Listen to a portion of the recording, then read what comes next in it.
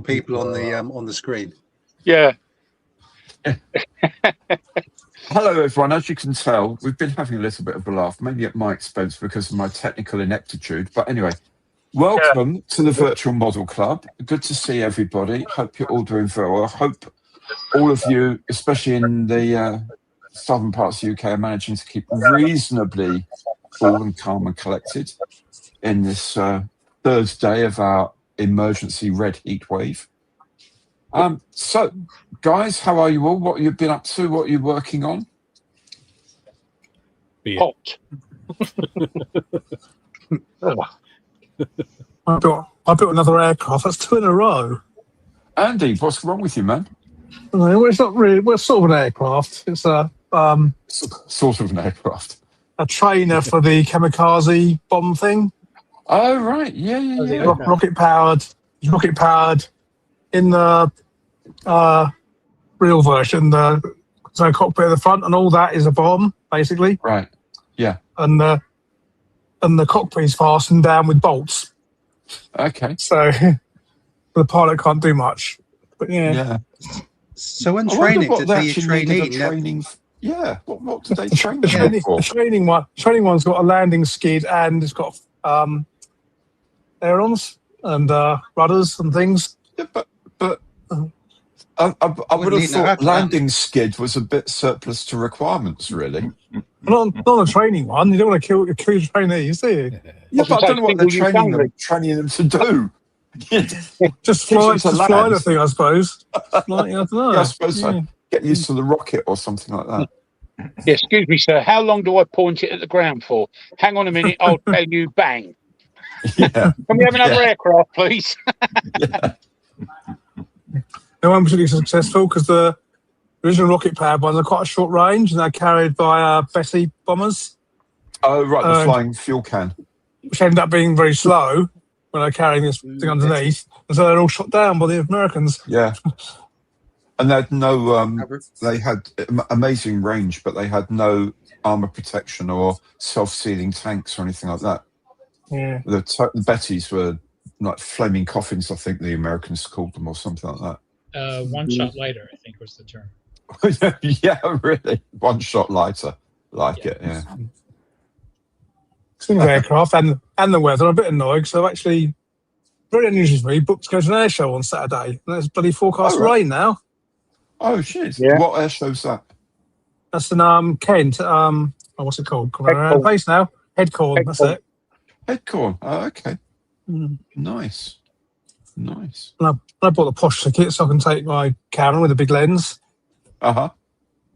Brilliant. Oh, it's only got a chance of rain, I'm sure. It won't actually definitely rain. I wouldn't imagine. I don't know. What would I know? I wouldn't know anything. It'll probably just make it more humid anyway. Yeah. It would evaporate before it actually hits the ground, probably. Yeah. I actually got invited to go down there to Headcorn. One of my mates messaged me day before yesterday. But my inner knee cartilage that I had trouble with beginning of the year has reared its ugly head. I went off to Devon for a week on the 13th. Should have known better, really, but the 13th. But, yeah, I managed to twist myself, and I've not popped it back out, but it's out of position. So the chiropractor, she manhandled me the day before yesterday, and it's been utter pain ever since. So I can't actually walk very far. I've been told not to walk anywhere apart from in the house. So that put the kibosh on the offer to go to Headcorn. So I've got to put up with photographs from him instead. But there you go. That's a bit of a pain. Yeah, well, that takes me for going away somewhere on the 13th, wouldn't it? But I don't believe I've been working on the stealth F117A stealth bomber. Okay. Can't see anything. I managed to get. Where is it? I can say it is doing its job. Yeah. Yeah, I hadn't done anything for about a week, obviously, while I was away, but I came back, and I don't know if it will pick that up, but I've Airfix say to use 171 Humbrol, which is a antique bronze. It looked disgusting. Oh, sorry. So I've used jet exhaust, which I think was an AK one, yeah. And what was the other one I used? I think it was polished aluminium or something like that. I used two colours that were not Humbrol, and it seems to have picking up there. Yeah. Maybe get some streak in it that looks a bit better, but and I found a little pilot in my pilot stash and managed to get him inserted. And excellent. Well, I mean, when Airfix do when Airfix do a kit with pilot or pilots in, a lot of the time, if I'm doing it wheels down, I'll just do it in sort of parked up position, so I don't use the pilots, which helps me out when I'm doing an in-flight aircraft, and you know, helps me with a pilot. It's all good also to have a range of, say, 1/48 scale pilots, because none of them are the same size. They vary so much. Well, actually, that one that I put in the F117, I picked it because it was a jet pilot, but it didn't look like it was 172 or 12. You know, it looked like it was really tiny. So I thought, well, in there, because it's the first time I've dealt with a what do you call it, like a tinted canopy, which was a bit strange. But anyway, once he's in there, he don't look out of scale. So I've used one up that I probably couldn't have used in a clear canopy. So you know, but excellent. But yeah, so I haven't done any more to the CMU. I think because I've been focusing on the 117, but I will get round to it. There's only a few bits to get on there, but I'll poke it up once it's done. But the ugly duckling. Keep it to yourself, mate. Keep it to yourself. I must admit, I did enjoy my Frog Westland Wyvern when I built that. That was really nice, considering it's such an old kit. That was beautiful, and the decals, which they were borderline, but they actually went on lovely. So very happy with that. But the Wyvern, the control column, stuck into a collar on the bottom of the cabin. It was held in place by a split pin, and they had a habit of coming out. Oh, not really helpful. So you'd be cruising along, happily wyverning, then suddenly... we used to have gear sticks like that. Can you help? Yeah. Well, and the trick was to rack your seat as far back and up as possible, trim it for level flight, and then just rattle around on the bottom and find something you could shove in the hole long enough to get some control back over it. Great aircraft. Great British craftsmanship at work there. Really. Yeah, doesn't really bode well, does it? No, not really. And they heard of safety wire. Had they not heard of safety wire? No. Not at that point. Not for things like that, because they wanted to take them in and out easily to get to do all sorts of engineering-y type things inside the cockpit. I don't know. Hey ho. What's your beer choice tonight, Gary? Oh, it's Hobgoblin Ruby Ale tonight. I've got Badger's Blanford Fly. Very nice. Oh, very good. Very good. Like to hear that. Yeah.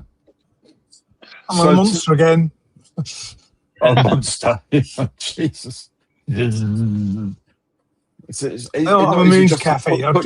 Put your finger into the socket or something, get the buzz out of that. I'm a Moon's coffee. I normally drink about 6 espressos a day. So I don't sleep well either. I wonder if that's connected. I wonder why. Yeah, can't think why. Yeah.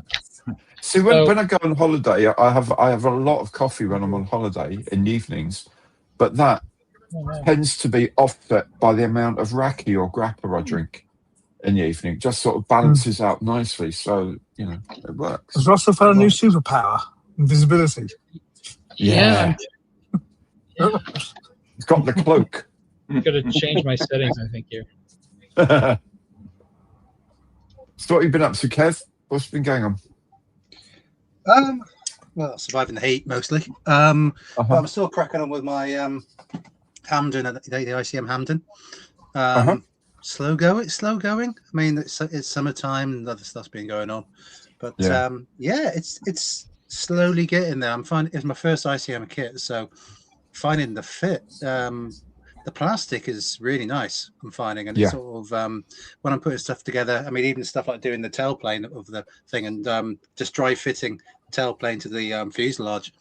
It seems to go together like a dream at the moment. So it's quite impressed. I don't know whether I want to try older ICM stuff, but this one, happy as a clam. Yeah, they're a very different kettle of fish, the older stuff, to be perfectly honest. And they're very honest about that as well. You just say, what about the BF 109? And they go, yeah, that was the old company. We apologise. That's it. Okay, that's enough said. Yeah, the new stuff, I love building them. They're just so easy going.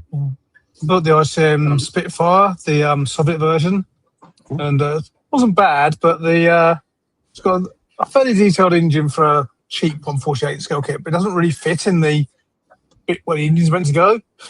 Right. And so yeah. So it needs a bit of leverage and Vaseline. What's that, Russell? Hey, There's this. Because it's cool. The bishop. Yeah. So a couple of things I picked up off people. Is this mirrored? Because I'm seeing it mirrored. No, it's not on the screen here. It looks right. Oh, it's just me that's mirrored. Yeah. Okay. So nice. it's the old monogram kit. Very basic, but still. And then I got this off eBay too. It's a crap kit, but I always wanted to build it for some reason. Ooh. Yeah. That's one of the upcoming things from DBMK, isn't it? The 105. That's going to be a monster. It is. And then that is a small box that I think you would appreciate, Gary. Oh, wow! The Victor, is that? Is that the Victor? No, it's the XF88 Voodoo. It's the right. 101. My goodness! It looks bigger. Oh yeah. Amazing.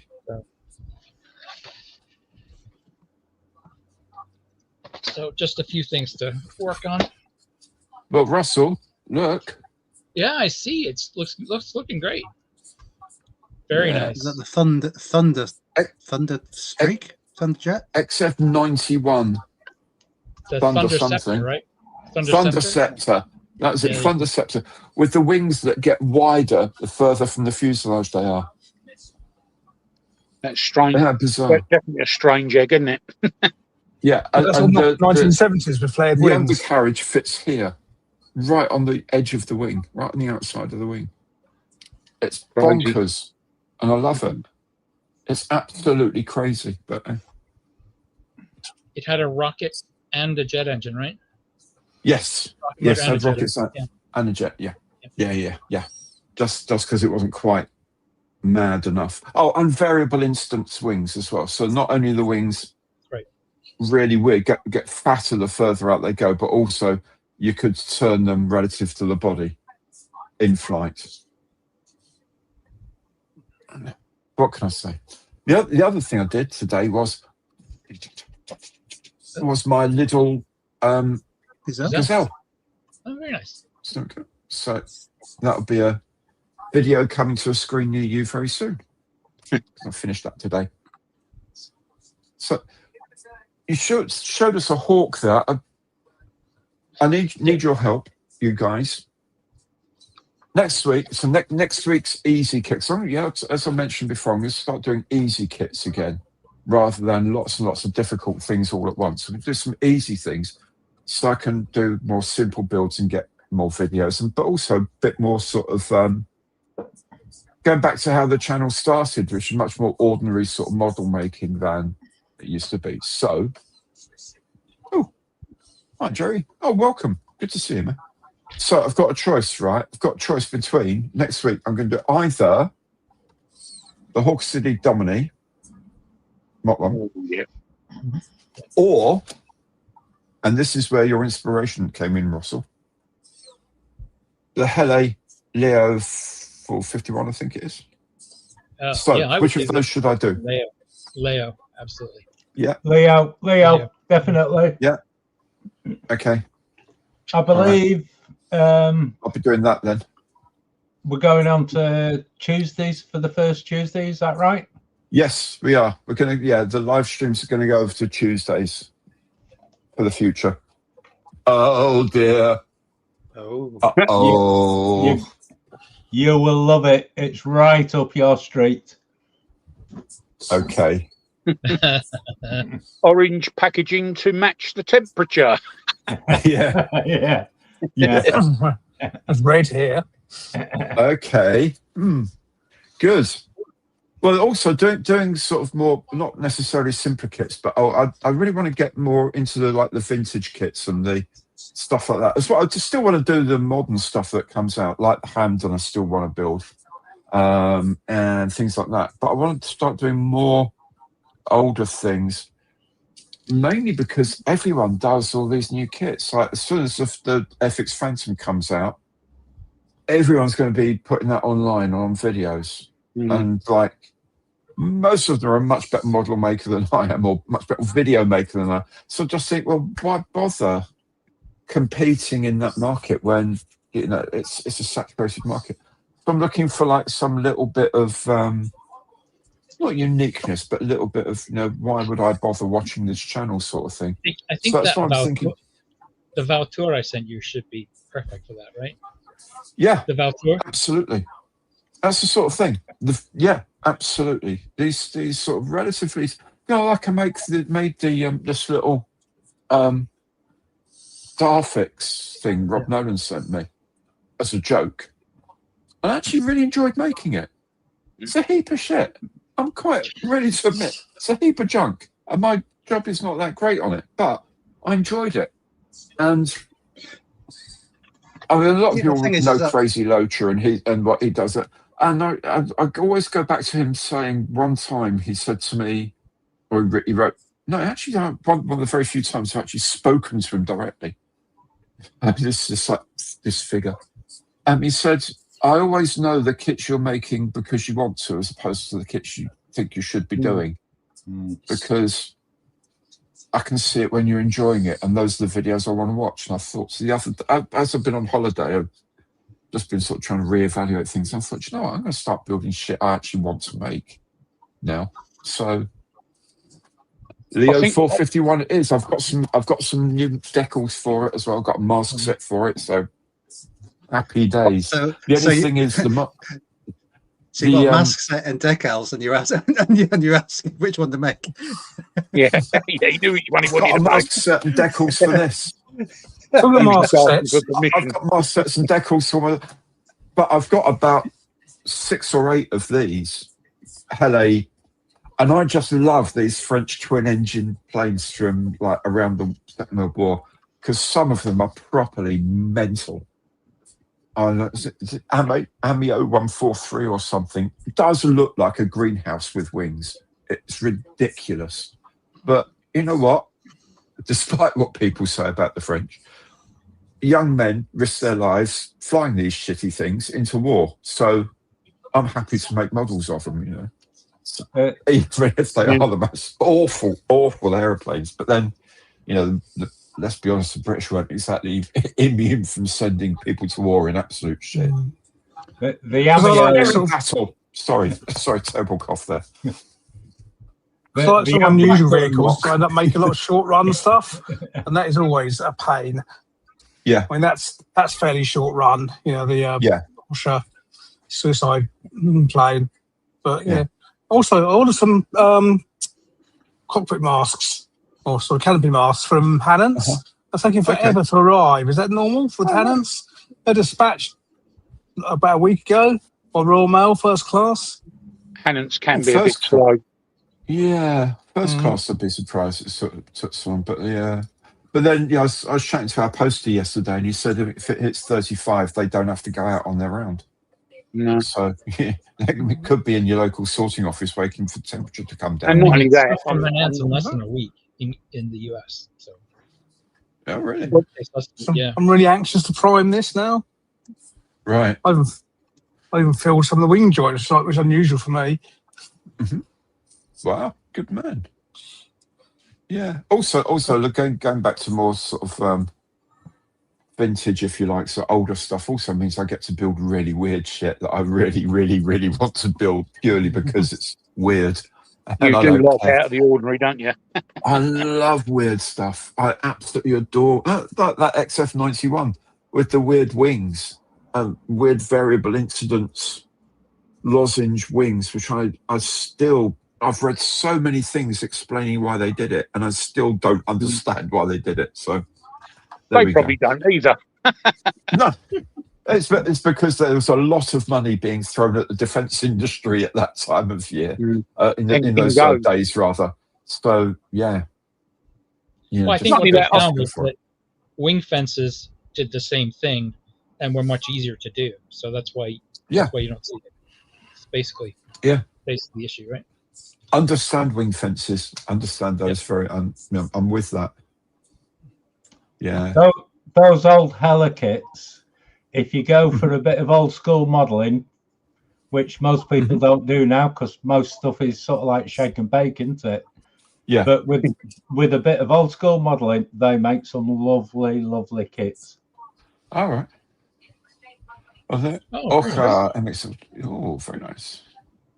I think the other thing, Gary, is if because you're moving away from the all shiny thing, well, not so much the shiny thing, because there are all shiny things with the old kits.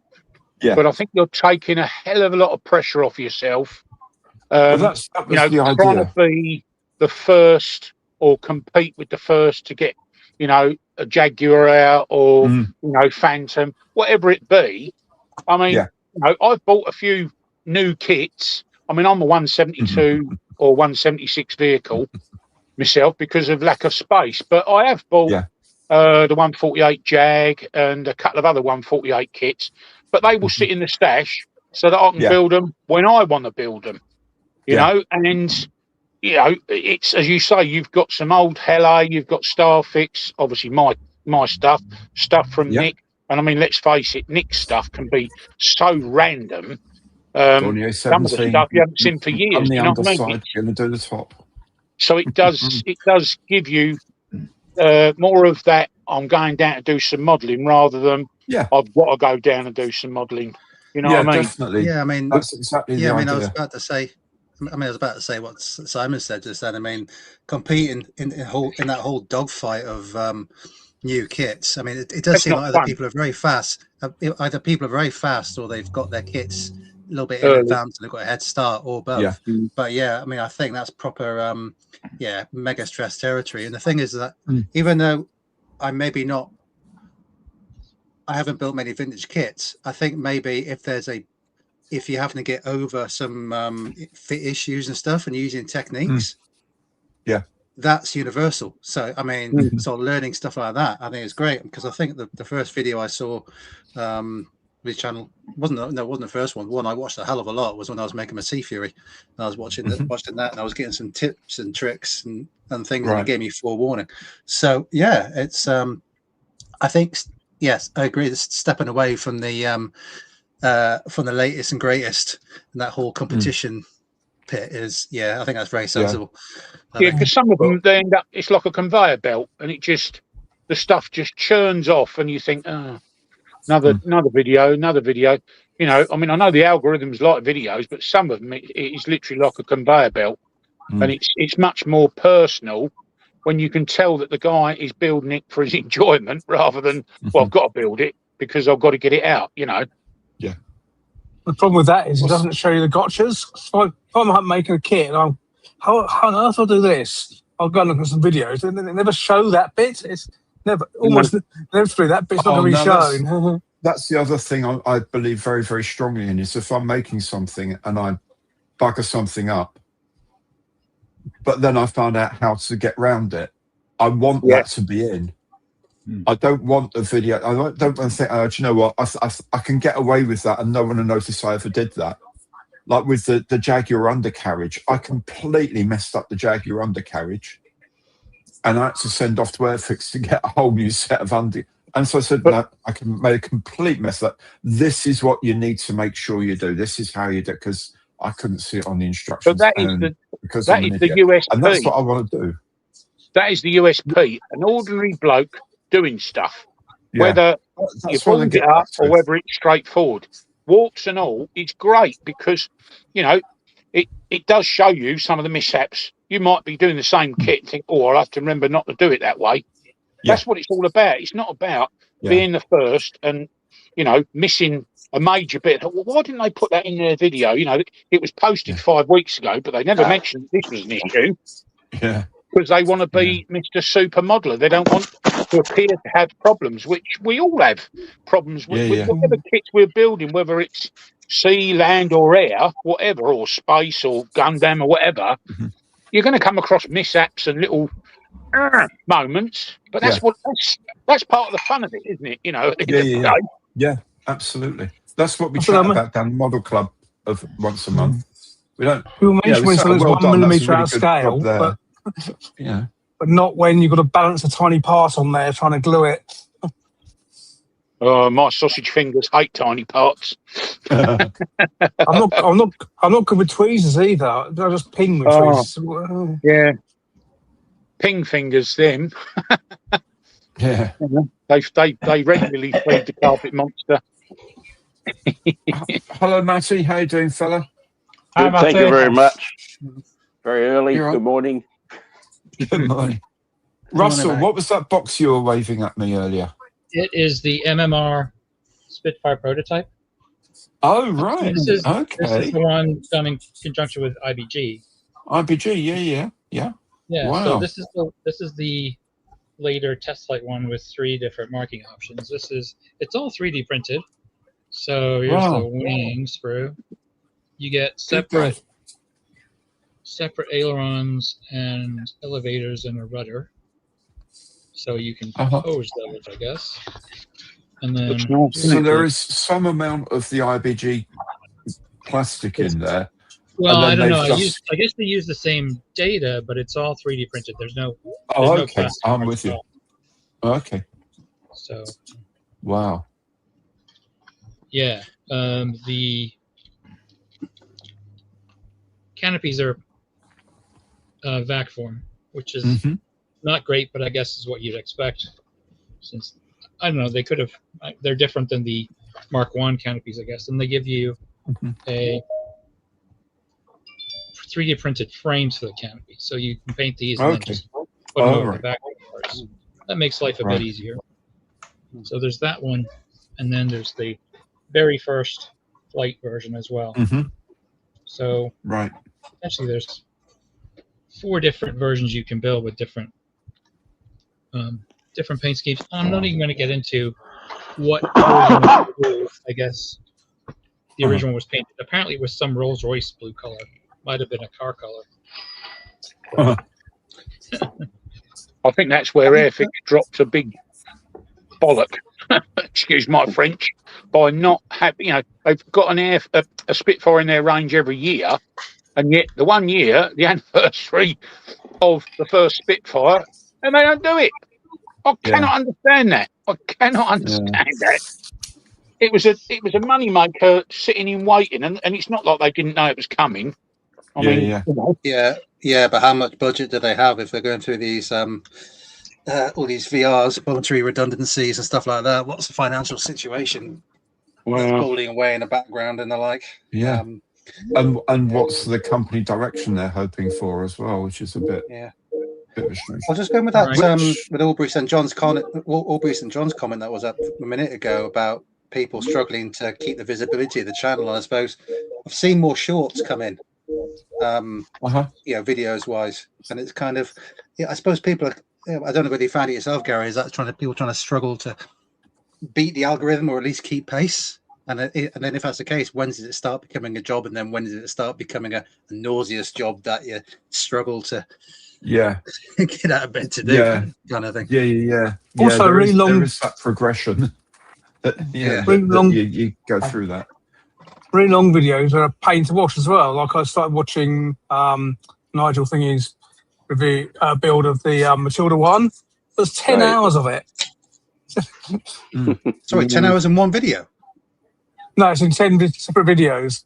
Oh, right. Yeah. Oh, right. Okay. Gee, wow.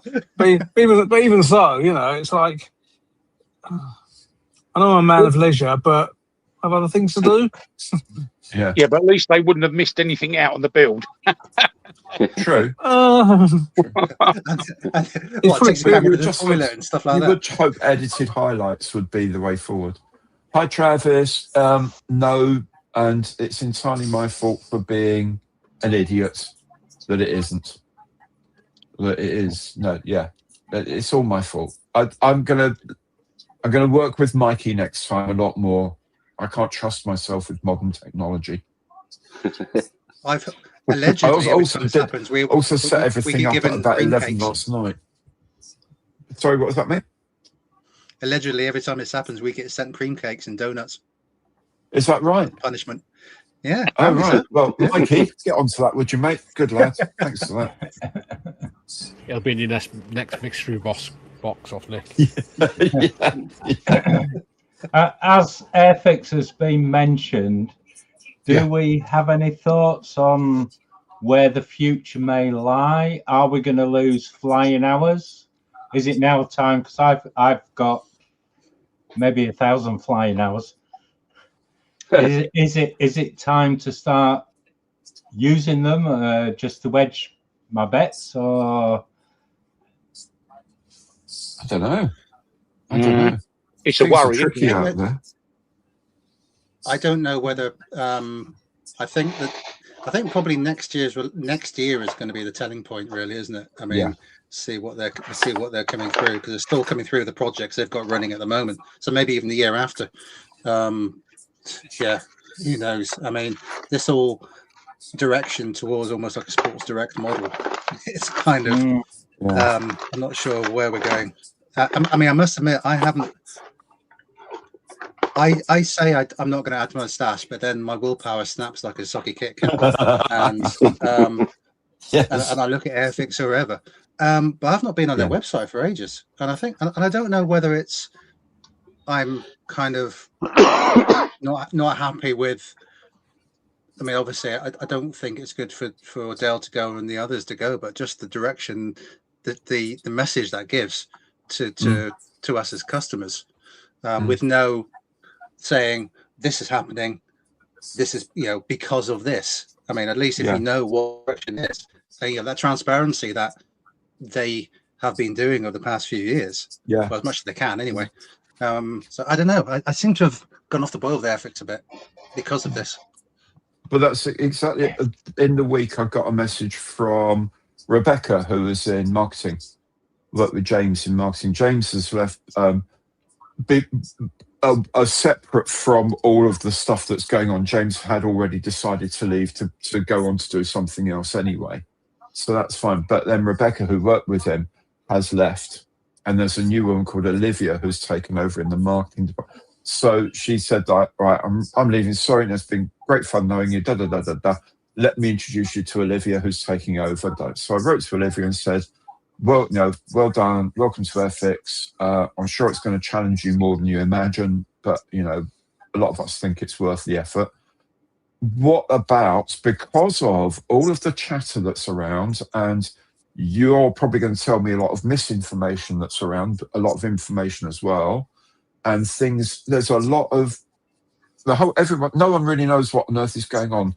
Why don't you suggest to the bosses that this could be a good time when it's all settled down to have a meet the new team event, online or in person, or even just a briefing of some sort to say, this is who we are, this is where we think Airfix should be going, so that everyone knows, because at the moment the speculation is everything from, well, they'll probably just keep to mostly what they're doing but not invest as much, through to, well, once this range is out of the way, they're never going to make anything military ever again because they're scared to. There's got to be somewhere in the middle. So why don't you get the bosses to follow that tradition of openness that's made Airfix very popular on social media, and let's all know. Haven't heard back, of course, but I'm hoping it will happen. They need Yeah, to. and They the thing really is, need to. Yeah, and the thing is, it's not just the lack of the Spitfire. The thing that's worried me the most is the at the very best the postponement. I don't know if it's a postponement or cancellation of those flowers, because that generated a lot of interest. And it worries me that that isn't happening, because I think a lot of people are looking forward to that, and it just gave a sense of optimism that they had the capacity to do that. So yeah. I was just going to say that, Kev, because I was so excited about the flowers, because my missus is very artistic, so she would be superb for painting them, absolutely crap at building them, but I could build them and she could teach me how to paint them, because I would be crap at painting flowers. Yeah. But I was super excited because it was so different. Yeah. And absolutely. It just seems to have disappeared. Thank you, cancelled or whatever. Yeah. And it was going to hit a market they'd never got into before. A massive, massive market that they've never got into, especially in America. And they must have made the molds. They must have the molds. They must be ready to go. Yeah. Does anyone else know sort of a mini glass of like the rise and fall of Airfix videos on YouTube lately? I've seen about 3 or 4 of them the last couple of weeks. They're not old ones, they're just showing up in my algorithm. They're all recent. But they mainly stop before the recent rise. You know what I mean? Rise the last few years. Yeah. I don't know why they've suddenly started appearing everywhere. Oh, I don't know. I think, probably because people are worried about it, and that's maybe they sort of find these things on YouTube and watch them, and then YouTube thinks, oh, that's it, everyone's suddenly interested in these older videos and starts promoting them a bit. I don't know. It's a strange thing, the algorithm that we run to. I think everybody was pretty sort of I don't know, relaxed and laid back about Airfix as a whole, because with Dale at the helm, it was a safe ship. And all of a sudden he goes, and then it just, it's like it's been torpedoed and blown out the water, because then you don't know what direction. All of a sudden, everybody's got all these questions coming into their head. Oh, what if this? What if that? And it puts the whole brand in an uncertain position. And there's no one there whose job it is to answer. That's right. Whereas Dale, if something major had happened with Dale, he would be honest. All right, he couldn't tell you, what A said to B or whatever. But as far as he could, he was always up front, and that's what everybody liked about him, because he was up front. And although he couldn't reveal certain things, you had an idea and you got a reasonable answer to a query, and you thought, oh, great, the ship's safe. I mean, personally, like Kev, I haven't visited the Airfix website for a while, but in my case, that's because, as I said before, I mainly do 172 or 176. And for me, I'm kitted out. I mean, there's very little in this year's range now that I haven't, I haven't already got another version of. The one thing I am waiting for is the Canberra, of course, because I want to do the 100 Squadron from Marham. But apart from that, I'm not really gagging to, I must get this, I must get that, because I think we must all get to that stage where we think, oh, I've already got that kit. It's a different version. I only want to build it once. I certainly do with some kits. Other kits I'll build 2 or 3 of, and I think that's probably why a lot of us are perhaps not visiting the Airfix website, because we're just waiting for that sort of notification that there's a new kit has been released. It's not on pre-order anymore. But for me, last year was great. I mean, I got quite a few kits last year, but and some of the kits they've released this year, I'd already built the JB Models version of the Landy and all that lot, so I didn't have to go and order those, which my wallet was happy about. I mean, I think the problem Airfix has is that, seeing as Dale's head of brand and he's gone on voluntary redundancy, his post is gapped. So who is there to actually set a strategy of, even if I wanted to? I mean, would it be who would Dale's boss be? Or would it be an actual Hornby exec? I don't know. Next level up is Hornby from him and Matt used to run the company. Matt was head of design and production, and Dale was head of brand. So Matt Whiting, brilliant designer, did the Anson, did the BF1, and the 124 BF109 was his last project before being elevated to being in control of production, basically. So he and Dale, they shared a desk, literally, they were desk buddies. So they could bounce ideas off each other every minute of the working day. And then the rest of the team are right next door to them. So he said they didn't even have to pick up a phone and say, could you come in and have a chat? It'd be leaning back and sort of, Paramjet, you've got a minute, mate, come here. And they'd bring him in and they'd have a chat about something. That, I think Borat seems to be breaking down. That sort of it was all very tight, but very it was all very tight knit. Yeah, everyone understood what each had to do, but they overflowed so much, they intermeshed so much, and getting a key player like Dale out of that puts the whole thing out of kilter. Yeah. And then other things start falling off, and other things start falling off, and then no one knows where they're going. I don't know if Airfix knows where it's going. I don't know if the people who work. I mean, the people who work there, the ones I feel sorry for, the ones who are still there, desperately trying to think, how are we going to manage this? How are we going to firefight this stuff coming in? And it's uncertain for them as well, isn't it? Yeah, I mean, I think Borat had a good point there about the social media posts. It all seems to be the bare minimum.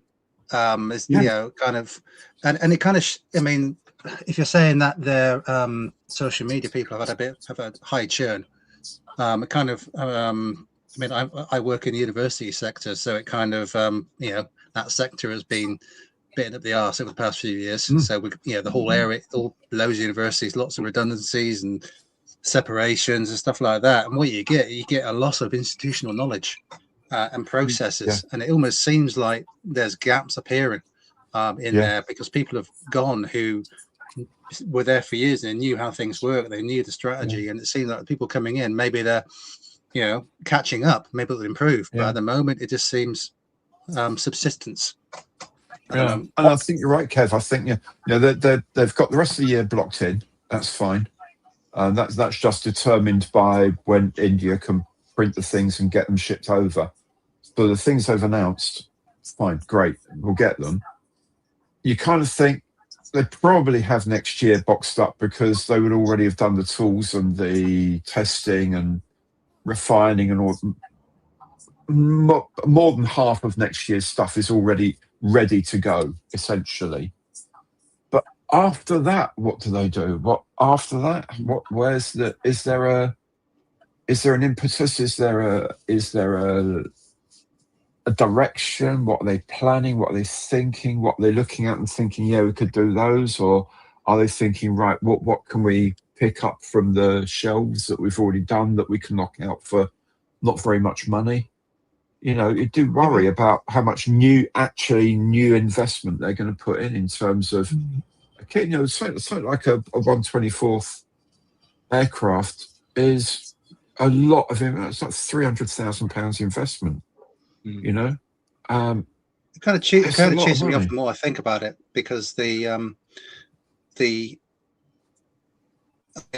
we've got our smaller scale UK stuff like DBMK and the like, which are great, but it'll be a massive shame if a mass producer of kits UK based is left wither at the vine, or wither on the vine.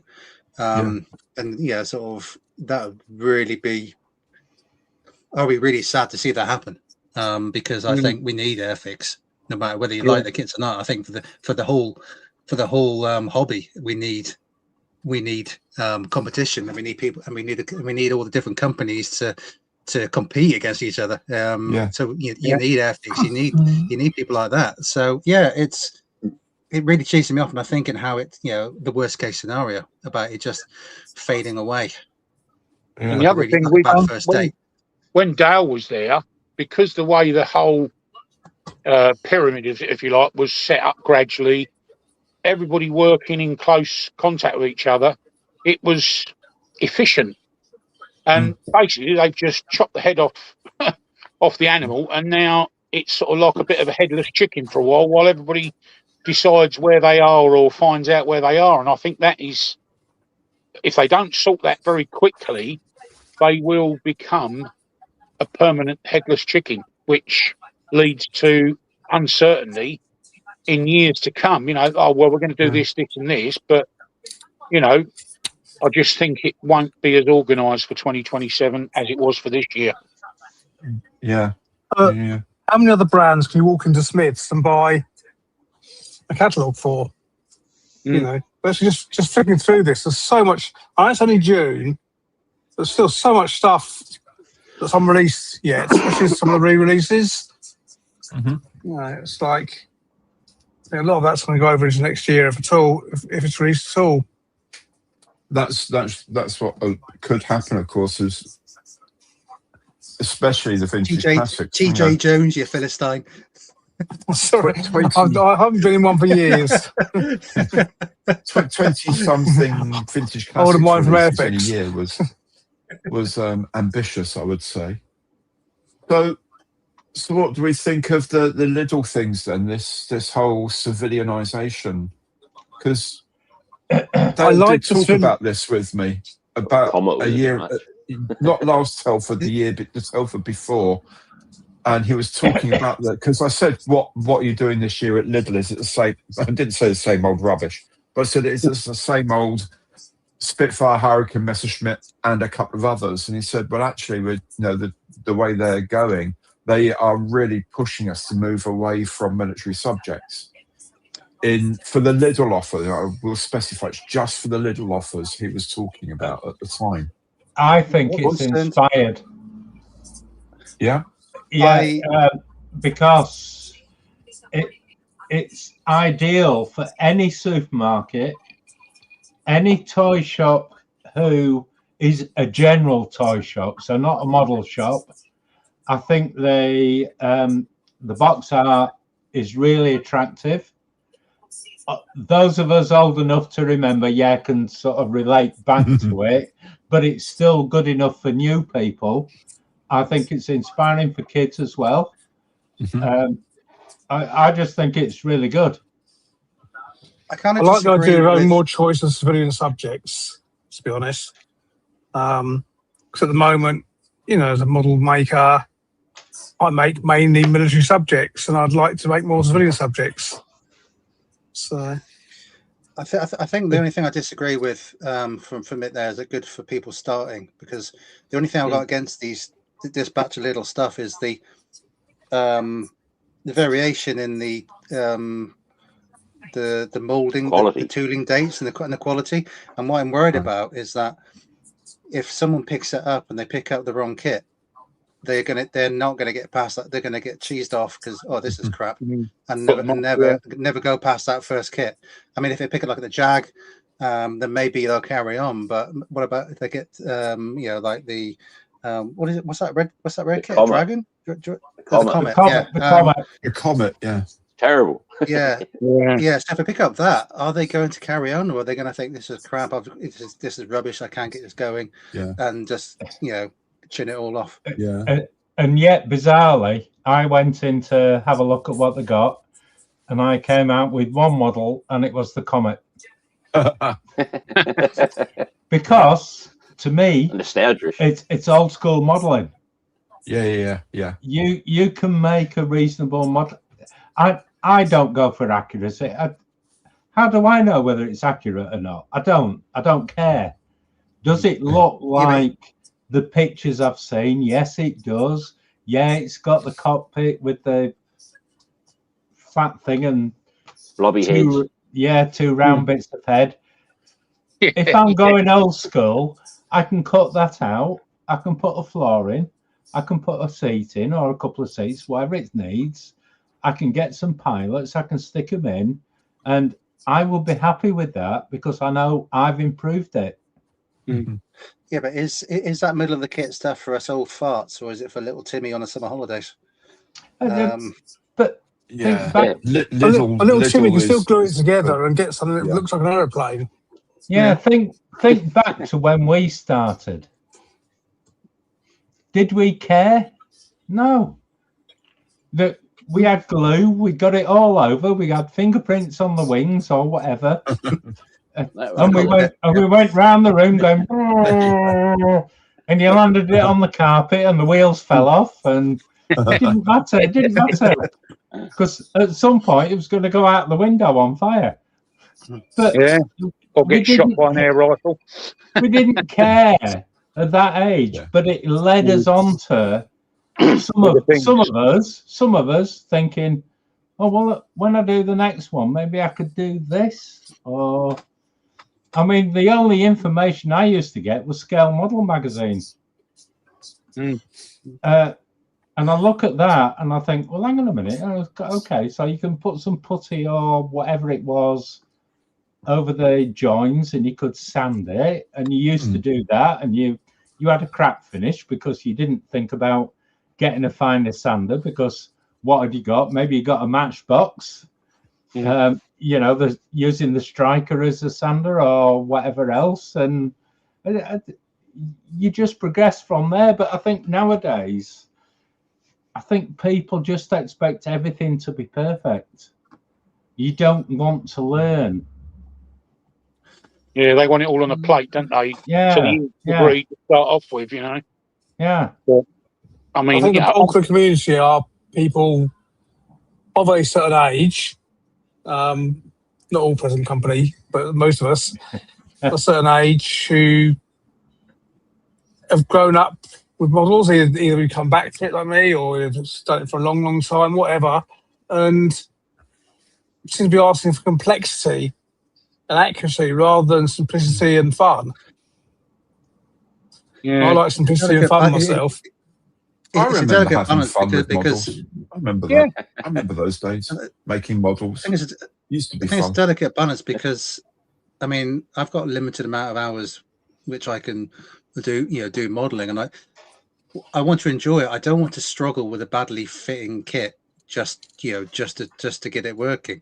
So I do like a well-fitting kit, but then sort of it's a fine balance, because if you've got something that just almost clips together, then I mean, it's literally just the painting you're doing. So there has to be some sort of challenge, but I don't want to be using half a ton of filler just to get the thing to put together, to get together. I'm starting to, I don't know if I make my sense. A little clip together egg tanks by by now, but they're great fun to build. They're clipped together, and what always amazes me with those is how well they fit together, and why not clipped together models can't fit together that well. Who on here does any scratch building, whether it be a cockpit or whatever? Well, from time to time I do. Not much. But good man, Matty. A little bit. I don't do lots, but I do enjoy and I don't go for scale accuracy. If I look at a picture and that's the cockpit, and I think, if I'm going to look through that tiny small part, does it look-ish the part? I'm happy. And I do the same with tanks. If I've got an open turret, and you can look, because that's my main thing is armor, and you can look in and driver's hatches are open. If I think about it, if I put a driver in and I'm looking down, what am I going to see? I might see a little bit of an instrument panel. I'll see his tillers. I might see a cross member across the floor, nothing else. So if I can do that, and the same in the turret, when I'm looking in, I'm going to see certain bits, the breech, which you often get anyway. Might be a few bits around the interior of the turret. There might be a radio. There might be some torsion bars or something in the floor, or there might be a turret basket. I can make a turret basket fairly easily. I don't care if it's accurate. If when I look in, it looks okay, that's what works for me. Radio seems a big point of contention with armor models. That's the wrong radio in that kit. It's just the most common thing people complain about. I don't go with rivet counters, so Yeah, Yeah, I mean, I can understand I can understand the river counting if you're doing like a competition build, or you're doing like a museum standard. If you actually are doing it, or a commission, and you're doing it for something. But yeah, I mean, I see the one thing I get. Part of my enjoyment is actually looking into the background of the model. Sort of, looking at the books. Going to a museum and actually seeing the real thing in the flesh, the metally flesh, in the metal or the wood. I don't know. But yeah, so we're just trying to find out the history of it, find out the history of the people who flew it. So I see, that it's the model, making the model is only one. For me personally, it's only one aspect of it. I kind of like trying to get the whole story, and then that kind of feeds my enthusiasm to get the kit going. It's kind of like a feedback loop in a way. And the reason I built the Ocker was I went to the North London Air Force Museum last summer, was it? I think it was last summer. And it wasn't to see the museum, it was for a little space conference thing. And I obviously had to wander around. They've got one there, Mark 11 Ocker there. And I thought, what's that? That's pretty interesting. And I happened to come across it for sale on Jadlam or something. And so I had to buy the trainer. I wanted to buy a normal one, but nobody seems to sell a rocket pad normal. They only do the later turbojet pad one. So obviously I've done research into that, which it's not my subject at all. Armour's my subject. I could write essays on it, using the T-35 in the Finnish War, but... I wonder if the Japanese stream their pilots like the Air Force does now. Like, right, you've done well enough to go to zeros. You've done well enough to go to Betty's. You group over there. You're going on the suicide trainer. I mean, Shin Godzilla -1. Film Godzilla -1. The main protagonist of that is Shane, because he's flying a, what is it? I think there's a big propeller at the back. I can't remember what it's called now. Shinden. And Shinden, yeah. He's flying one of those, and he's supposed to be on a suicide mission, and he doesn't. He turns around and comes back. He's really shamed for that. That's a big part of the plot of Godzilla -1. Of course, there's a big monster as well. Very good. Because they didn't. If you took off and you didn't find a target, you came back, and then it wasn't your turn. And then next time it was someone else's turn. And you didn't necessarily, and he was sitting on the runway ready to go when someone ran out and said the war's finished, so don't go, Wow. But he lost a lot of friends, and he was very, very angry about it. It's a good book. But back on the Meng thing. Little U-boat, cute. That's a hooter. That's great. It was good fun. That's brilliant. Took a couple of days, and you can whack one of those out, so you can play with it, do whatever you like, and have a bit of fun with it, and put a couple of bits of metal in the bottom so it doesn't fall off shelves very easily. Good fun. Yeah, I always like doing those. I really do. I know a lot of people poo-poo them, but I love But when they did the 48-hour thing in March, I did a flying pancake, the V173 or whatever. But because I had time, I built a little Meng Sherman Firefly. I love this little thing. I absolutely loved it. I thought, you know what? That looks really good. Yeah, I love a little Meng kit. More of these. That's one of my favourite Meng kits. I believe Gary's got one of those. That's inspired me to get one when Nick sent him one. Yep, I've got that. I've actually started to put that together, and I've got an aircraft carrier, a Lexington. So I'm going to put the Lexington with the offshore in a little Cesar built but not yet painted. There you go. Oh yeah, I know that thing. I love them. This thing's got this little a little Matilda. Oh, look at that! Little balloon. That's nice, little Matilda. Fantastic. Believe it or not, you can get conversion kits for some of the Meng tanks. So that is a conversion kit for I think it's the Panther III into a Stug. Oh my goodness! I did see metal barrels for them too. Metal barrels, I love it. Oh, hang on, there we go. There you go. Some of them look really cool. You get two. You get the 2-seater and the 1-seater in here. The whole yeah, with a couple of little giant head pilots. So they're pretty good. They're in between stuff. It's just takes you know, you whiz it out. It's good fun. And that's exactly it, Matt. It's good fun. That's what I was talking about earlier. Missing, and that's what I miss. It's good fun. I like that little gazelle. There was a time where it's a pain in the arse. Trying to get the front canopy bubble on was a pain. I had to keep filing down the instrument panel, you know, the back of the instrument thing, before it would fit on. But once it fit on, I thought, oh, do you know what? That looks nice. And that's taken me 2 days to build. I started it yesterday morning, and it's finished today, and that's with filming it.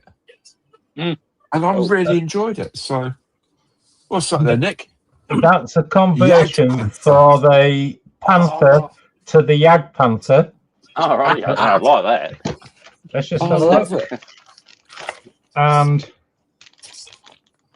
that's the... Is it resin? Yeah. Probably, I'd imagine. Resin. Yeah. Oh, I like that. I was on the first little dioramas I built as an adult builder. Oh, nice. That's the Meng KV2. KV. Oh, you do like your KVs? I do. I've got several different scales. I do like the 2 just because of its look, guys, did you actually intend to put that on the top? It is so big. So big. Excellent. Yeah, that's crazy, the tall turret one. Yeah. Yeah. Absolutely mad. Yeah. Again, fits in with what I like mad stuff. Oh, it's brilliant. Mm. It's I like the FE 4005. You know, they were still a couple of years ago for Tank Fest. And that's a similar sort of layout to the KV2. Yes. There's a Centurion body with a big F-off turret on top. Yeah. I think you could take a coach party in that turret. I think the KV had problems moving the turret if the tank was on too much of an angle. Yeah, if they rotated the turret and it was an angle, the whole thing would fall over. Yeah. There's an episode of Girls and Panzer, for those who like anime with tanks, where there's a KV2 on the beach and they turn the turret round and the whole thing falls over.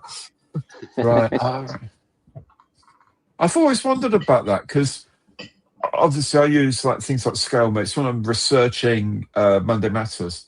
I just go through Scalemates. This is one of the things I do, and I come across these things, and it's like, hang on, Girls and Panzers. This sounds really it's brilliant. This sounds niche. Is what it sounds. It's so good. It's so I've got great fun, but I've it's got just all Blu-rays. It's like and but it's also sets. They do weird stuff. Where is it? So I couldn't get this little Nate, but I could get it like this, and then just get other decals for it. You know, so I couldn't find it in its normal output. But it's strange. I'll show you the. Oh, hang on. Now I can't find it. Airfix did that with the TSR2, didn't they? They released it as some strange Space Force type thing. Yeah. And you could, and it also included it as a regular TSR2 as well. They're kind of like Edward and their Bunny Club. They're I've got their Tempest. Strange original decals. I just got a set of those instead to replace it, you know. Excellent. But Hasegawa, that was the only way to get hold of that. So. Yeah, Kev, I've got the MiG-21 from the Bunny Club, and those like big pencil fuel tanks under the wings. You can paint them as carrots or something. It's just really bizarre, but you know. It's a bloody good model for MiG-21, you know what I mean? And there's I've got the Bunny Fighter Tempest over there. Some Girls and Panzer figures. All right. Oh, yeah. Okay. Oh, cool. Wow. Gary, can you put that full screen or? Probably. There you we go. go. Mikey can. That's cool. Oh, yeah. Isn't it That's great? brilliant. Brilliant. Yeah. Right. Huh. Nice, Andy. Trees 5 for £1 from Hobby Boss. Hobby, whatever it's called. Brilliant. Yeah, I like slightly silly things like that. So it appeals to me. Something a bit different, isn't it? Yeah. But they seem to be quite good at not just having a tank or a generic. They seem to be quite into like the detailing on the actual tank bit of the girls and Panzer bit. The Panzer bit was actually taken exceptionally seriously. Oh yeah, the 3D models of the tanks are incredibly good. Incredibly good. I mean, especially some of the more obscure Japanese stuff, like the I can't remember what it's called now, the amphibious Japanese tank. Okay. I mean, it's like, I'm sure if, a model company went to them for their 3D models, they could do things with them. Excellent. I think sometimes the annoying thing is that.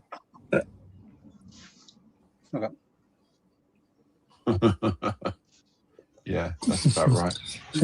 I've got a KV2 to definitely 4005 meeting on my shelf. Yeah. We were talking about. Sorry. We were talking about the Airfix socials and how bad that seems to have gone. Has anybody watched Luke on the Rebel socials recently? No. With the Harrier project, where they're sort of laying out everything that they do with the CAD and everything else, and they're going to take you through the whole process, which I don't think anybody else has ever done. I think that's great. That. Yeah.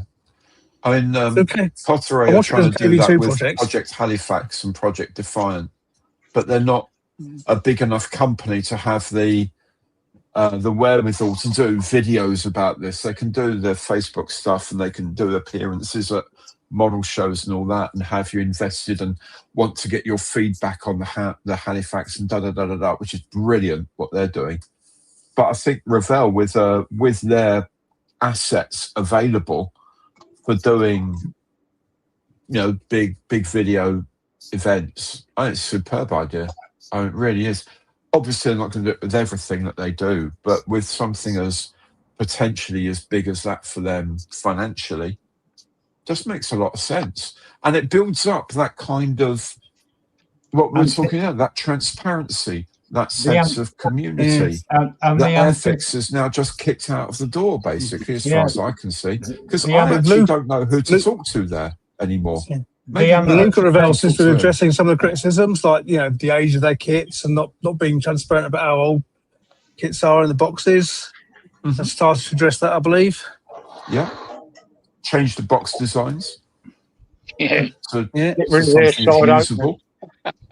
And they're building the anticipation, well, actually, I wouldn't dream of buying a 132nd Harrier, but, Are you saying that the excitement is building, Nick? Well, yeah. Woo! Yeah, careful about that. I'm really careful with IP at the moment. Yeah, don't get Nick doing too many woo-woos. You think he's on the machine again.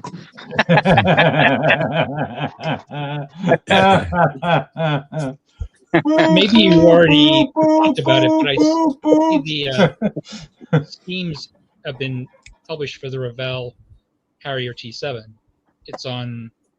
They're on Enhance, right? So you got a lossy mouth wraparound camo, you got the blue diamonds, and a Dutch, probably silver painted with day glow.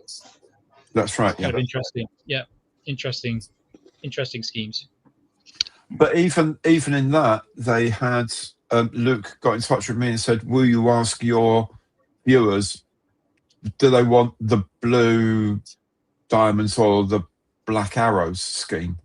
We can do one display scheme. Which would they rather?" And that all got fed in.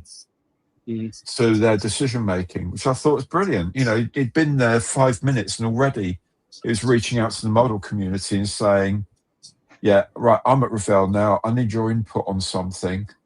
I think, yeah, do you know what? Well played, mate. The only thing I've ribbed him about completely was that he's the wraparound camera one is XL591. And I told him I wanted XL519 because that's one I flew in. So he said, I got it as close as I could for you. You've actually just got to move a couple of numbers. So, okay, that's fair play, mate. Well done. That's good enough.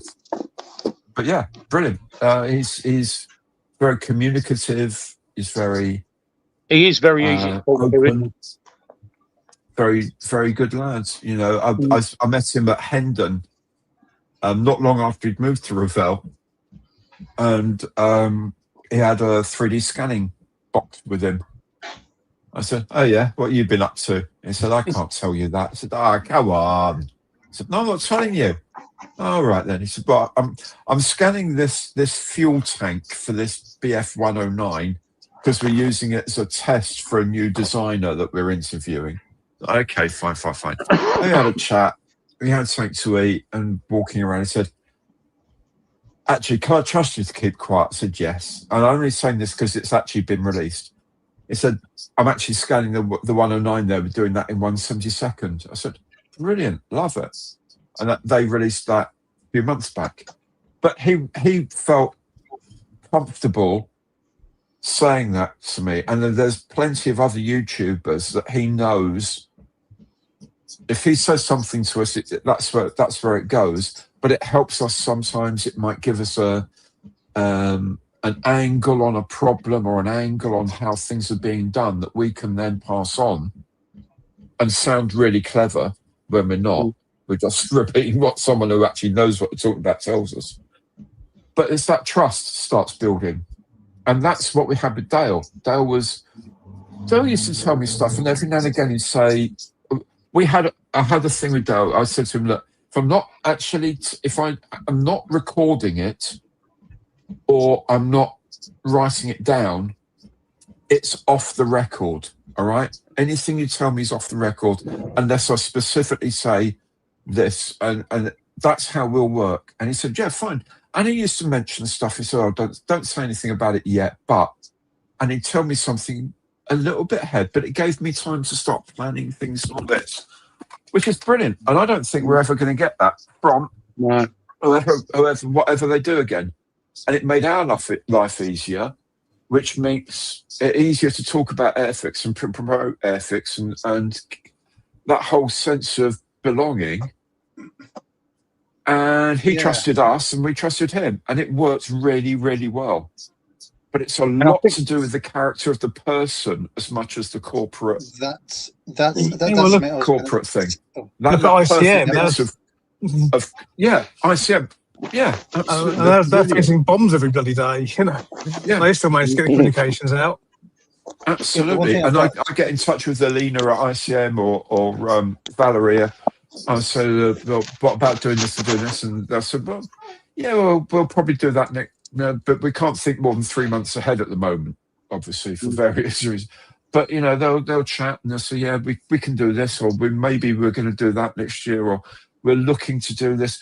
Why don't you see what people think about this? Or, you know, they're really very open and very approachable and open to ideas as well. Look at the Hamden, for example. The one thing I've got concerns about, with the way maybe the UK industry has gone. I mean, it ties in with Julian's last comment that came up on the screen. That essentially we've lost the face of the brand. Essentially, yes, absolutely. And it's kind of like, was Dale a single point of failure with this? And if Luke wins a lottery and says, sod this, I'm going to live in the Bahamas for the rest of my life, is Revel suddenly going to spring back to what they were used to do? I mean, I think it's great that he's really, I assume it's him that pushed the top loading boxes, because someone, I think Damien mentioned that it's a top loading box as well. He says it wasn't his thing, but I think he brought it forward a lot. He pushed it higher up the agenda. Let me put it that way. He would say it wasn't his thing. It was already in the planning, is what he told me. But my impression is one of the things was right. Day one, easy fix number one, guys. For Christ's sake, sort out this box. And all right, we'll bring that forward then. Because it seems like he's a fairly large company. Revell is a very large company. Fingers lots of pies. And Airfix is medium company, I suppose. But it seems like depends on individuals as opposed to a team. And it seems like when an individual goes, things start wobbling a bit. When an individual, or conversely, when an individual comes in, you see a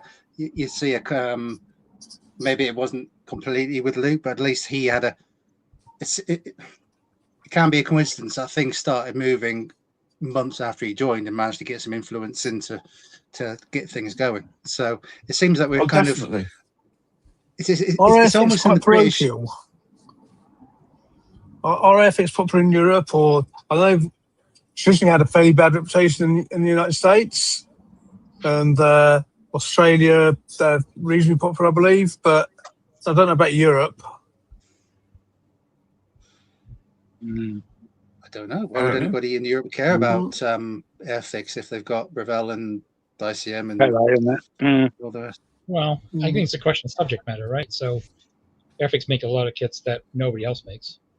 So if you want that subject, you don't have much choice. Yeah. I mean, I think that's the way it goes, right? So unless you're talking Spitfires, which everybody does, or ME-109s or whatever.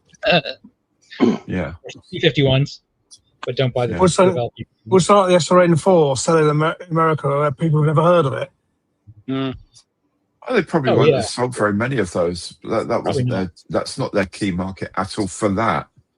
But then they've had problems with getting stuff to America with everyone has distribution. and they have in Australia massive problems over there.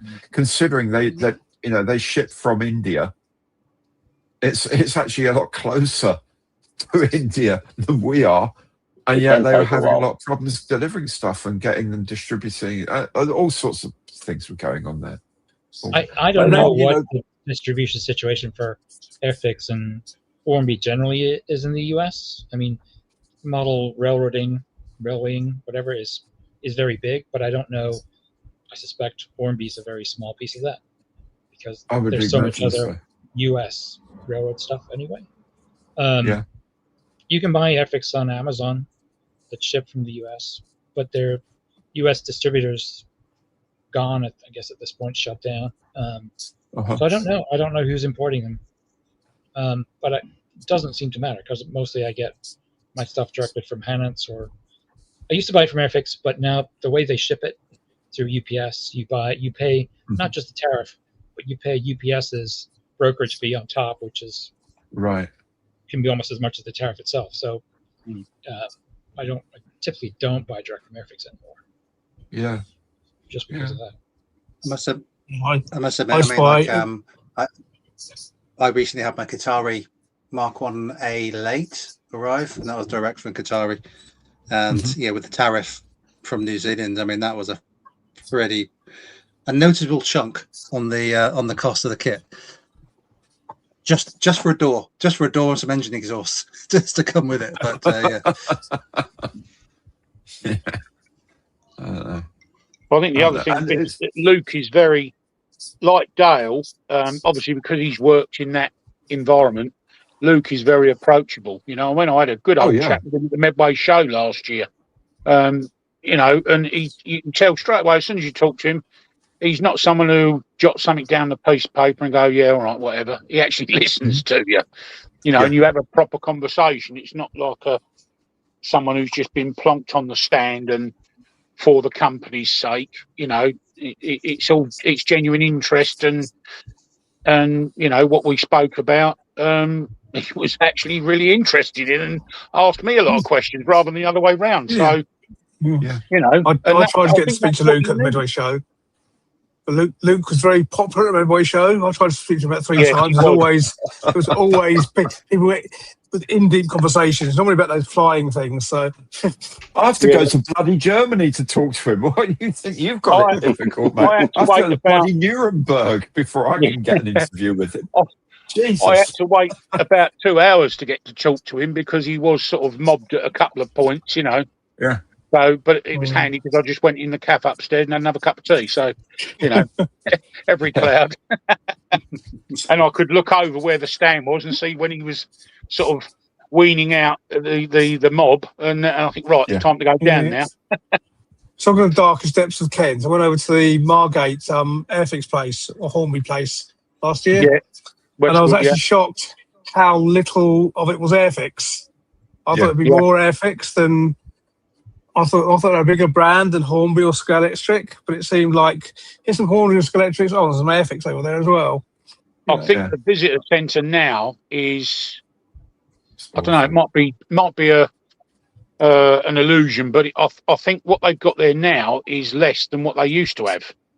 Because the original visitor centre, it was very much like an IKEA. You went round everywhere through all the corridors and you went through the history of the company. And now it's just you go through the gate and you can go whatever direction you want. So it's a bit sort of disjointed now. I mean, when you used to walk in the visitor centre, they had that whole great wall full of Airfix kits. And now it's like a shelf over the back and maybe a couple of bigger ones on the island shelves and that. You know, it's very... I found it very disjointed when I went down with a couple of my mates. But and a 124th Typhoon with the ammo doors on the wings on the wrong way round. Wrong way round. Yeah. I had a few people from my model. I had a few people from my model club go down Margate. What was it, late last year or something? And I think they were a little bit underwhelmed. Yeah, I think by their experience. Which is a bit of a shame, really. It's it's. I mean, I couldn't make it, but it would have been nice if they'd had an experience that they actually, as Simon just said. I mean, having that kind of like, being taken through the lifespan of Hornby of Airfix. Although I don't know how they go through the bankruptcy years, but it's maybe just a blank space. But there used to be a lot of Airfix toys. You know, I remember when I was a kid, I had that horrible Phantom F4 called Flight Deck, and you had a little bit of wire and you had to try and land it on the carrier deck, and it was great for about 10 minutes until you got fed up with it going so fast that you had no chance of catching it on the carrier. Well, sorry, the bit of cardboard that. Well, I've heard a few pilots complain about exactly the same thing. Yeah. In reality, that for a game of marbles, I'm joining the Air Force. That was one of the boxed toys that was in the display cabinets like when you had the old setup of the original visitor centre. But I mean, I was a bit underwhelmed. I mean, did I really want to see Del Boy's freewheeler in there? Not really. No. The only relevance was that at one point they'd done a Only Fools and Horses Scale Electric, but because that's all gone now, so whether they've got rid of that. I mean, I think at one point they didn't have the armoured car in there, I think, as well, but that wasn't in there when we went down there. But I just think, well, that space you could have used for more of your product rather than a static. The sausage rolls are great down there. They are massive for anyone who's visited the cafe. But, they are, my two mates were, oh, wow, when we had the sausage rolls, because it's, they didn't with it. You think they'd use the synergy for the brands, though? Yeah, why there used to be Airfix kits of model railway accessories. That's why 176 was a popular scale, because it's basically 00, is it? I don't know, HO, 00, whatever it is. Yeah. Why don't they do that? Sort of, use the synergy between the different brands, or make car models, the bodies that will fit on a electric chassis. Yeah. I mean, I know that they used to have the model railway Airfix kits in 176, various buildings and footbridges and God knows what else. But of course, however it happened, Dapol do all those now. So, you know, you can still buy all those old Airfix kits, but they're in Dapol. They're actually, I don't think they're in boxes because I've done a couple of them. No, they're bagged. And they're bagged. They're bagged kits. Yeah. You know, I've done the dockside crane and I think the 15-ton crane, but you know, but they're in bags. So whether during Airfix's bankruptcy they flogged the mouldings off to Dapol, I don't know, but you can still get all those, even down to the locos, the loco kits they used to do as well. You know, Dapol still do those, but I think I do think it's a shame that they've not, unless the moulds have been lost, they've not sort of revisited things like the Triumph Herald and things like that. You know, the old Escort kit, Mark 1 Escort. The old BSA they used to do. I remember having that as a kid. Yeah, motorbikes as well. Yeah. You know, I think the cars were an issue because I think they wanted to do a lot of them, but they either, as you say, don't have the molds, or the molds belong to someone else. Yeah, a lot of stuff they wanted to re-release belonged to, say, Hele or someone like that. There's a story about the railway kits and how Dapol got them, and I don't know how. I tend to think it's true, but apparently the owner of Dapol was going over to Airfix for some reason, and as he was going over, they were taking a sledgehammer to one of the railway kit tools. Apparently it was the Sterling Single, which was a Kitmaster kit. So all the most of the all the trains were Kitmaster or Rosebud kits. Right? So the Sterling Single was one that got destroyed, and he immediately went in and said, "I'll take these." So I don't know that even any money changed hands. But there's a bunch of Kitmaster kits that were never re-released, like the Bayer Garrett, the Swiss Crocodile. There was a Union Pacific, a Hudson, I think it was, American train, and then there was a French train as well. So there were a few, like the international ones never got re-released by Airfix. And I suspect those all got scrapped very early on after they were acquired from Kitmaster. I mean, Trying originally released the Blue Pullman. You know, they had all the moulds, and you could build the Kitmaster coaches to go with it. I mean, and then, well, no, they just all went, and then Bachmann ended up producing a ready-to-run version, and, you know, Hornby have lost out on thousands of pounds of, you know, but I know they were, I think back when they first moved out of Westwood and ended up down at Sandwich in their posh spaceship-type office, which was costing them a fortune to rent. When the new owners took over, I believe I saw a program on telly, and one of the old boys who was sort of caretaker at the Westwood, the old factory, he was showing the cameraman round, and he was almost in tears because he said they were chucking out tooling and just launching them in a skip. Oh yeah, get rid of that. You know, get rid of that. And he said, I just can't believe it. He said, and you know, they're just they don't care. They're just chucking stuff. And I think that's probably where not only a lot of train mouldings went, but possibly some of the Airfix stuff at the same time. You know, because Airfix were already in, have been bought up by Hornby at that point. So railway modelers would like to build their trains as a injection moulded kit, basically, rather than buying a complete train. Yeah, a lot of the Airfix molds were in Troon because they were being molded by Heller. So I think a bunch of stuff disappeared when it got repatriated to the UK from France. I saw a whole bunch of the Thunderbird sets with the girder bridge, the Airfix girder bridge. They used to just get boxes and boxes of them, apparently. And that's, if you go and look at the Thunderbird sets, you'll just see the bits of the girder bridge everywhere. So they said, they used to use a lot of Airfix stuff on their sets. Yeah.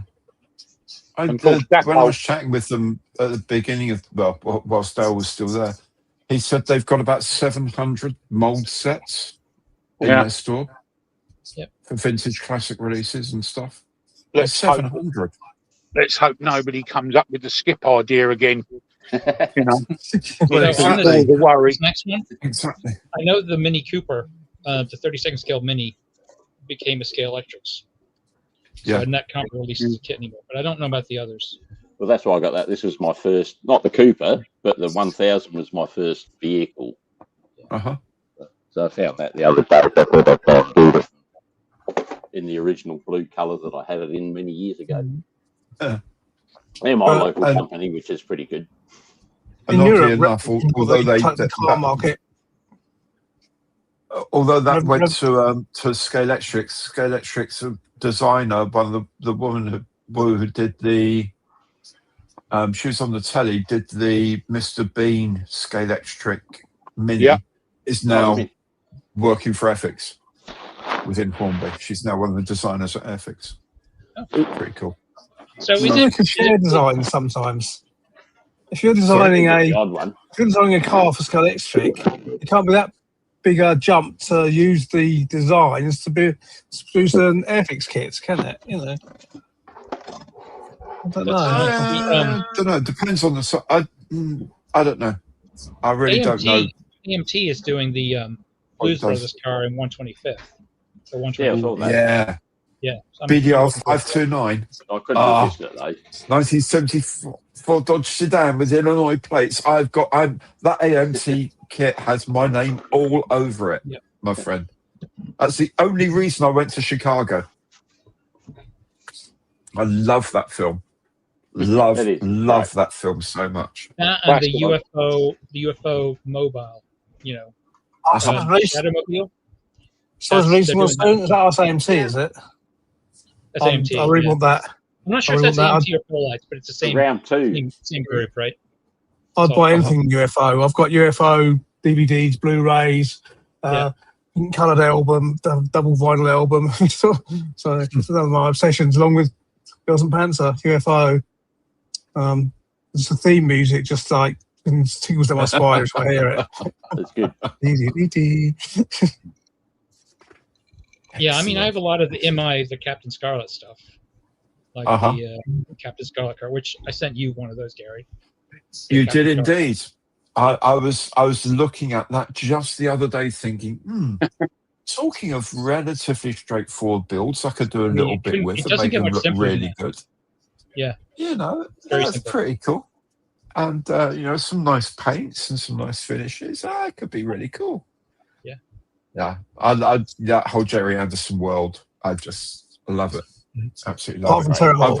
That's the other thing I've got to build the Fire Flash. I have to build that soon from Thunderbirds. I think that was on the first episode, wasn't it, Gary? The Fire Flash. It was indeed.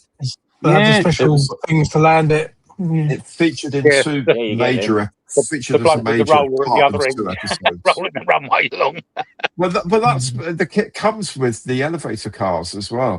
Just fantastic. So I was thinking of doing like a streaky. You know, you see sometimes these runway basis people do that. They streak the paint, so it's supposed to give the idea. That's what I'm going to do with that, and a little bit of perspex to hold it up above the elevator cars. That's what I want to do. Back in the mid-80s or early 80s, I used to work with Virgin, like computer games. I remember quite big shows. We did a big show, either Earls Court Olympia.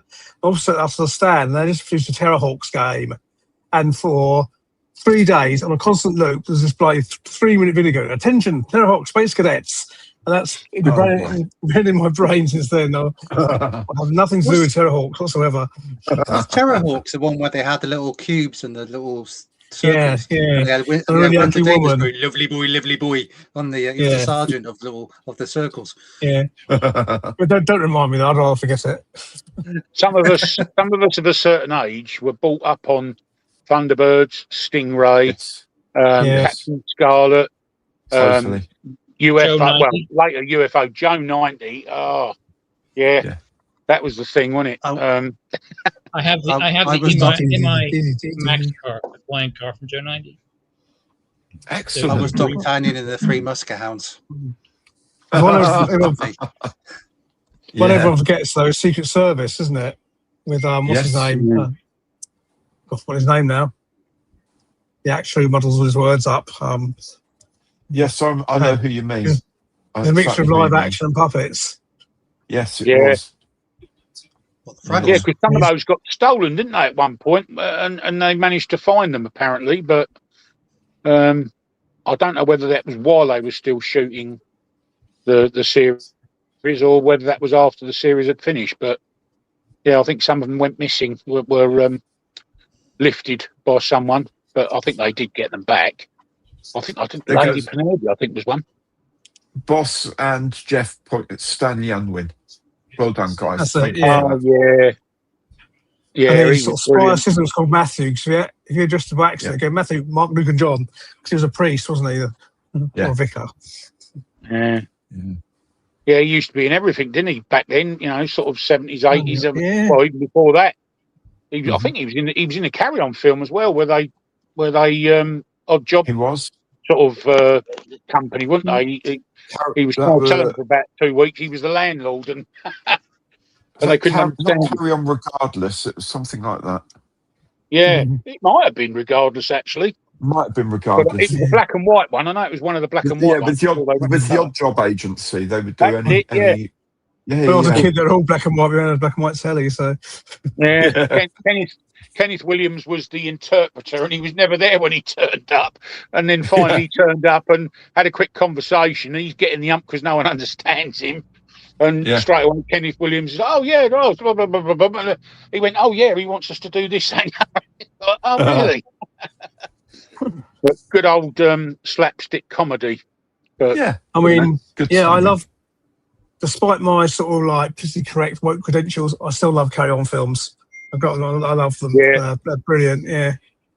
And on the buses, for obvious reasons. Yeah. I've got the buses and DVD as well. Yeah. But I've got. I'm hoping my knee sorts itself out in the next week or so, because I'm rather considering going down to Scale Model South at Eastbourne. I'll probably go down to that, because it's quite close. I'm in Hastings, so it's just down the road for me. Yeah, 4th of July. I've not been to it before. Yeah, I've been last couple of years. It's not bad. The last year, the amount of activities was way down on the year before. It's a sort of sports hall for Sussex Sports College or something. Oh, right. Yeah, I'll see how. Loads of parking. Oh, that's good. That's good to know. The refreshments aren't great. There's normally like someone with a barbecue just outside the back door. Yeah, well, food poisoning central then. Yeah. A meal deal at Tesco's or Sainsbury's might be the way to go then. Yeah, that's what we do. Go down there. There's a Sainsbury's just on the road, so go down there for the morning, drive back, stop at Sainsbury's, eat the meal deal in the car. See, now you've mentioned there's a barbecue. Now you've mentioned there's a barbecue there. Gary will want to go down there. Yeah, I was cooking outside earlier, right? And I thought, what is it about blokes that on the day of the year it was 38 degrees outside the front of the North Wing here earlier. 38 degrees. What on earth made me want to stand in front of some flames and cook? That's lovely. What is it in our psyche that makes you spend the whole day going, geez, it's hot out there. Oh, my God. And time for dinner. Oh, right, okay, love. I'll fire up the barbecue. What is it? But I mean, in our earlier days, other than frying pan. In our earlier days, me and Nick didn't have a choice. We'd have to cook in degrees heat. Man make fire. Yeah, man likes fire. Yeah, exactly. Yeah. Brilliant. Been cooking on the barbecue for weeks. It's fun. Well, ever since you came home. I have a round the table question. So, what model have we just ordered, or are we going to order next? Canberra. Airfix Canberra for me. The only car I've got on pre-order at the moment is the Defiant. I think it's the Qatari Defiant is the only one I got. Like that, I remember. I may have been drunk, So I may have something else. I don't know. But I know that I've got I've got this Project Defiant thing. So, which I'm looking forward to. But on the 48th and 72nd Defiant, I can never get the little guns on the turret to line up properly. They always kind of go woo. Yeah. I'm looking at another Ocker, but the only one I'm finding the model I want is by Fine Molds. And I can find to order it from Japan. The cheapest company called Hobby Link Japan. I've never heard of before. Oh, they're good company. I use them all the time. Yeah. Good company. Okay. Shipping it costs me expensive. twice as much to get. Yeah, it costs me twice as much to get shipped as the cost of the kit. But Which kit? The MXY7 Ocker, the actual real kamikaze version rather than the trainer. Yeah, the cherry blossom. Yeah. Oh yeah. I sat down at my local shop because we get a lot of the fine mold stuff in because it's close, of course. Being okay, it doesn't be available for the UK retailers at all. Yeah. No, that's the advantage of here is at least Tamiya and companies like that are close by, so you get pretty good cheap shipping to that sort of stuff. Yeah. Are fine mold kits generally quite good? Yeah. Oh yeah. Oh yeah. Yeah. Their Zero they did recently is pretty spectacular actually with the slide molded body, and they've done a few. Oh yeah, the little Zero. Yeah. I grabbed a couple of those guys. So I haven't built them yet. Okay. But they look so I'll spend a few thousand yen then. Pardon? I'll spend a few thousand yen. Oh yeah. They're not the cheapest kits here either, but they're probably a little bit cheaper than over in Europe and that sort of thing. I seem to have a very low production runs. And, I've got a couple of their things, but they don't do a huge amount. Years ago, I just worked on a computer system for a company based in Bristol. They made packaging for Nestle and similar companies, but they do a lot with Japan and Italy. This is before the euro as well. So the computer system couldn't hold values they needed of lira or yen. So I had to have invent killer lira and killer yen. Oh, yeah. Cool. I am waiting for the Edward 32nd scale P51B. Oh, I've been promised one of those by then. Whether it appears or not, I don't know. But they told me they're going to send me one of those. That looks really, really, really, really cool. Yeah, it does. I have to say. That whole hybrid technology stuff, amazing. The wheel well, the detail in the wheel well is just incredible. Yeah. It's all 3D printed. All the piping is there and everything. It will test my painting skills. And DBMK have learned from that because the F105 they're doing, that's going to be a hybrid kit.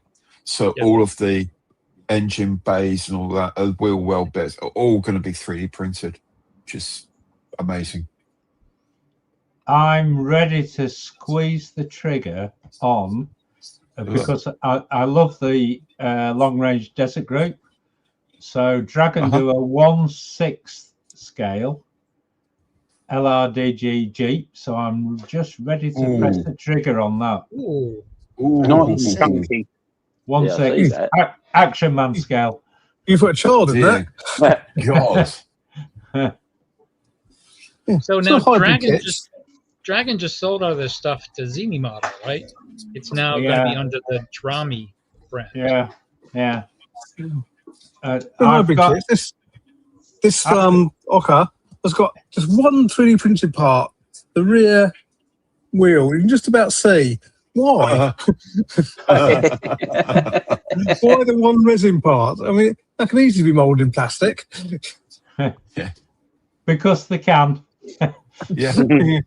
Otherwise, adds the value they put on the box with 3D printed parts. Yeah.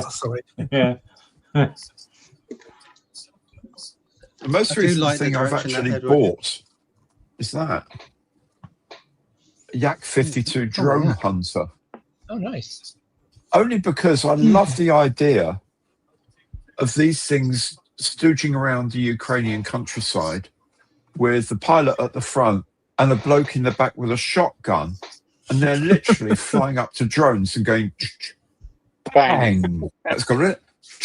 So these have many tens of thousands of rubles they cost to buy these drones in Russia are getting shot down by like sort of 50-cent shotgun cases. I love it.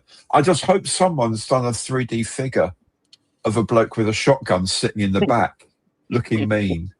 But I just love the idea of that, so I had to get that. That's the most. But I haven't actually got anything else. I cancelled all my Airfix pre-orders because, as we were saying, I don't want to be chasing that particular Dragon. I will buy the Jaguar, 2-seat Jaguar, when it comes out because I will build it eventually. But I'm not in a rush to, and I might not even film doing it because I've done the original Jaguar. So yeah, I haven't got anything ordered. So Gary, be honest, you didn't go to any hobby stores when you were on your vacation? No, not once. Not one.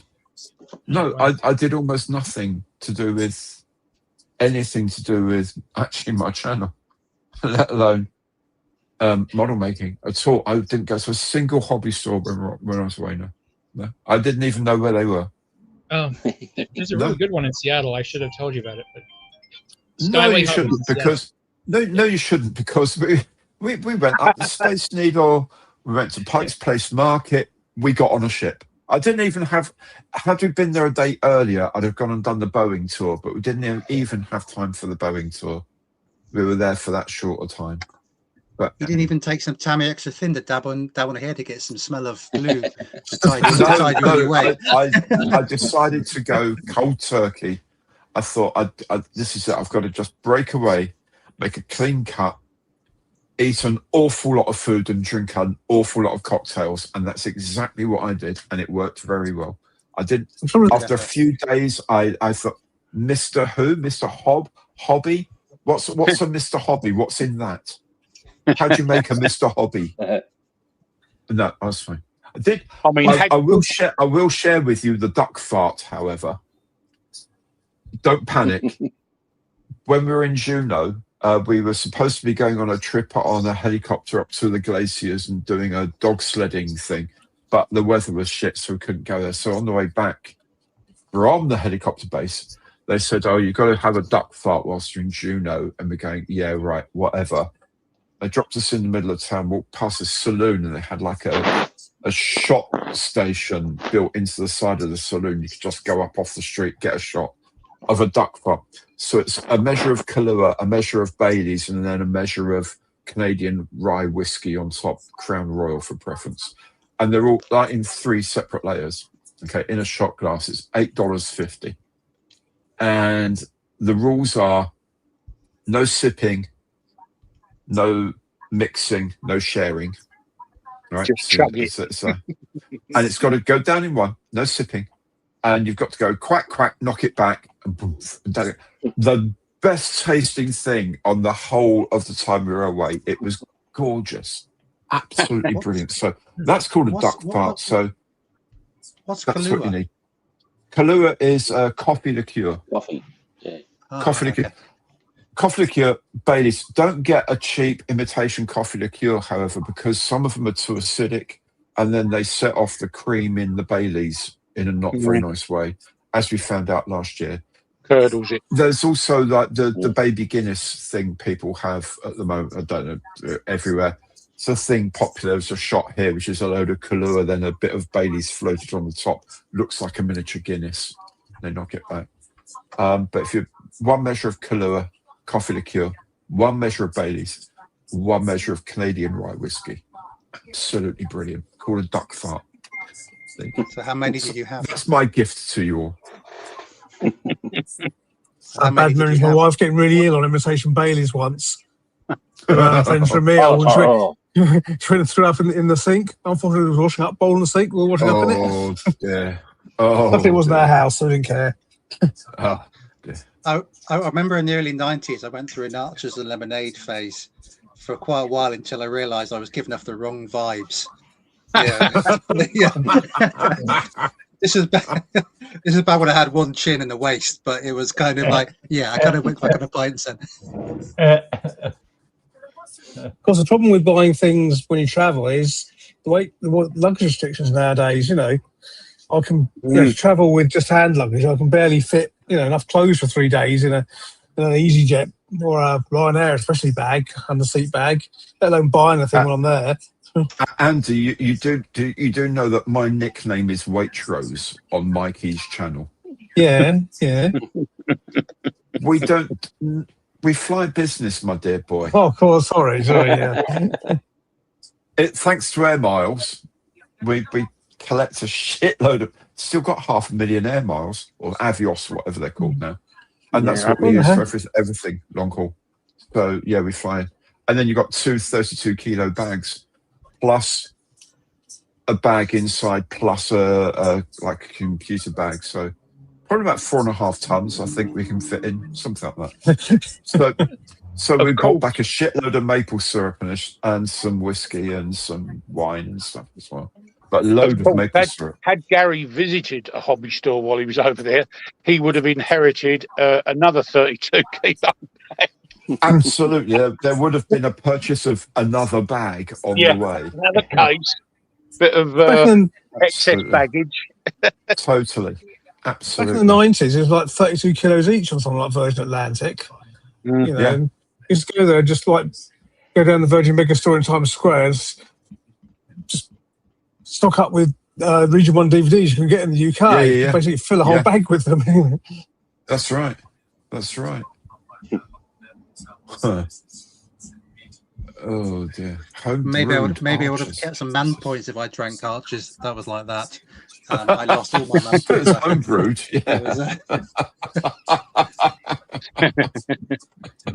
And I wonder why I wasn't actually getting any company. I think so to say.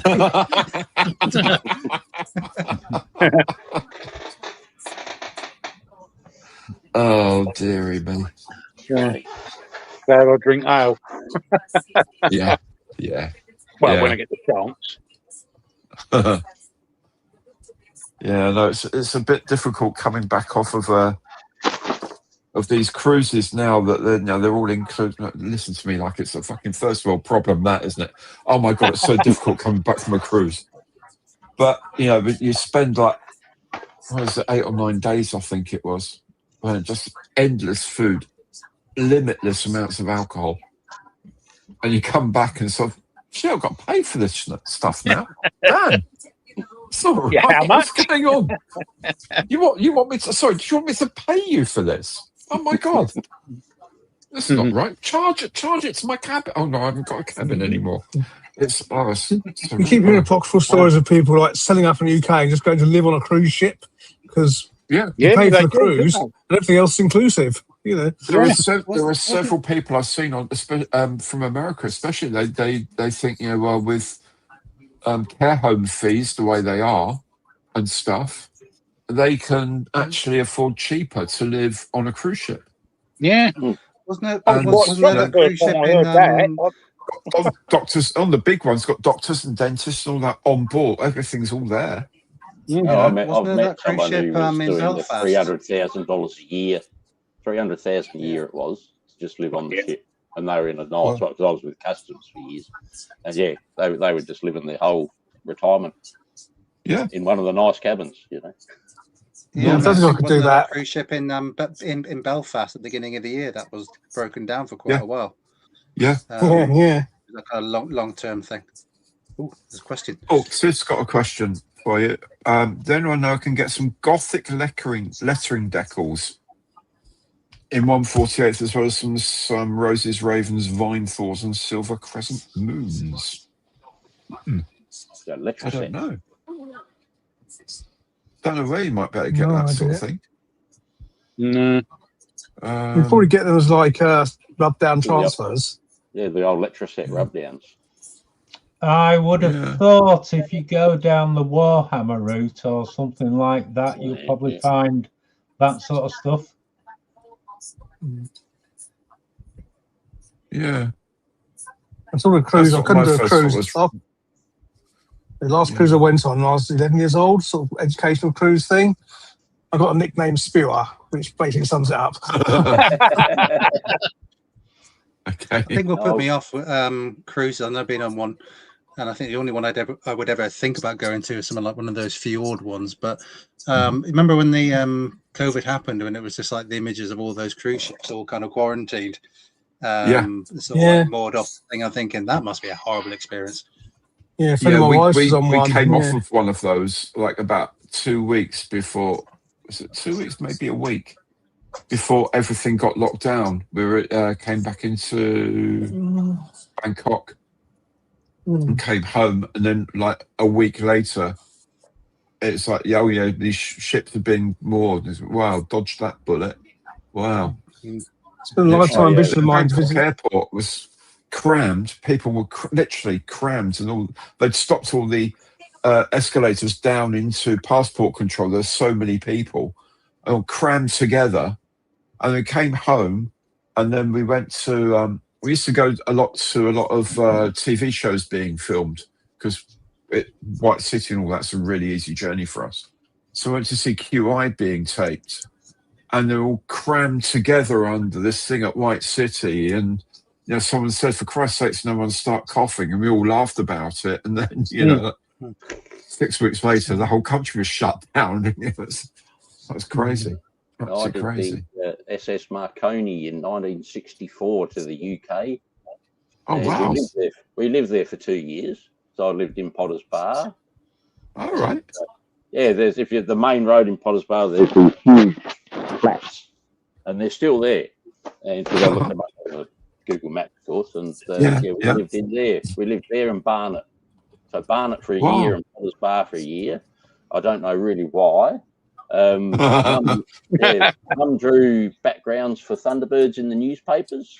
Like she worked so she was an artist and did the backgrounds. And I don't know what Dad had business stuff, and God knows what that was. He was always doing that sort of thing, But we were there for the 2 years, and then 1964 to 66, and then back to here for some reason. Still never. So you got the cruise ship from Australia to the UK? Yeah, and it was Italian, and I remember I have a memory of sitting in the creche and actually watching Supercar. One of those strange little memories. Nothing else I remember on there, but I remember sitting there watching Supercar, and I don't know how they did it, because back in those days, to have that, it must have been a very early videotape or something to be on the web. Yeah. So it was a strange sort of thing, but my oldest brother was mentally retarded and autistic and that, and I think they were sort of taking him there as well to get some doctors to look at him. Right. And when the doctors saw him, they said, "There's a great place for him to be. It's called Minderhome, and it's in Adelaide." Oh no! So they ended up moving back here because it was the best place for him anyway, and he was there for many years. Used to be a big marketing sort of cut down version of films on Super 8/8mm film, didn't there? Yeah, it could have been. It was. I don't know how they did it, because it's back. I remember them rolling the TV in at school with the video machines and things like that when I was quite young, but. To have that on a ship must have been a bit of high tech at the time. Yeah. But Mum said like the Italian, because Dad went over with my brother on the plane, and we went over on the ship, and my mum said the Italian crew were very, very friendly to her at the time, because she was a very attractive young lady at the time. But a fantastic ship, apparently, from everything they said. Back in the days when it was a main form of transport to get between countries. Air flight was still a very expensive thing for anyone to do. I had a memory of sort of with the video of sort of the when I used to go on detachments, and we used to get BFBS to send out little boxes of videos of the news and stuff like that. And I seem to remember there was one. I don't know what channel it was, but I think it was. I don't know whether I got it wrong, but I think it was some kind of short person on a trampoline reading the weather or something like that. I can't remember. It was a really weird. I remember that. Sounds like the old Breakfast TV thing, the ITV version. What was it called? No. It was, there was a topless woman, topless newsreader. Topless darts. They did that, and then they had the short person jumping up and down doing the weather. Yeah. I can't remember what the channel was called now. I remember it. But we used to get we used to get little care packages from BFBS. Yeah, it's one of David Sullivan's channels, wasn't it? Yeah. I remember he's doing well now, isn't he? Yeah, isn't he? Just can't remember what the channel was called, but I do remember those. I'm hearing about those sort of things. Yeah. Well, at least it made a change from the old BFBS blue envelopes that you folded out with your letter on. Yeah. Oh, the air miles. You still get airmail envelopes. Air Pavilion. The Blueies. That's it. That's it. Yeah. I used to have pig boards and stuff like that. Yeah, it's. I reckon a bunch of like reel-to-reel tapes that my mum and dad would send back to my grandma and grandpa back in Australia. I've still got some of those. I've just got to find a reel-to-reel machine to actually play them on. Wow. Because you hear me with a very nice little English accent. My first year at school there, and when I came, I had the English accent, and it's obviously gone now. But hello, Grandmama, Grandpapa. Yeah, how it was are things? Like that, you know. So I went to St. How are things in the colonies? Meter and Peyton. How are things in the colonies there? Yeah. But St. Martha's School was the first one I went to there at Barnet, somewhere around there. You know, I was trying to find it on Google Maps, but strange thing. Brilliant. Oh, guys, it's just gone 10 o'clock. Oh, that's gone quick, isn't it? Yeah, it has indeed. I'm actually building this one, so I'm actually staying relatively on topic tonight as well. Relatively. You actually stayed pretty close to modelling. Thanks to the steer now and again, Nick. That was very good of you. There was an agenda. And the only agendas we have are hidden, my dear boy. Really. Yeah, it's a real pleasure chatting with you all, guys. It really is. You do know the agenda could have gone that way. Yeah. I was just being a good boy tonight.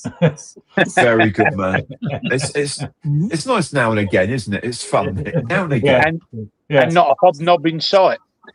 Not a hobnob in sight. No, absolutely not. So anyway, thanks all of you for turning up and for joining in and chatting. That's been a lot of fun. Thanks everyone who has left comments and been watching online as well. I'll be back for Monday Matters. For the members, of course, there'll be the Saturday supporter special video will be coming out. The Gazelle will be making an appearance at some point on the channel.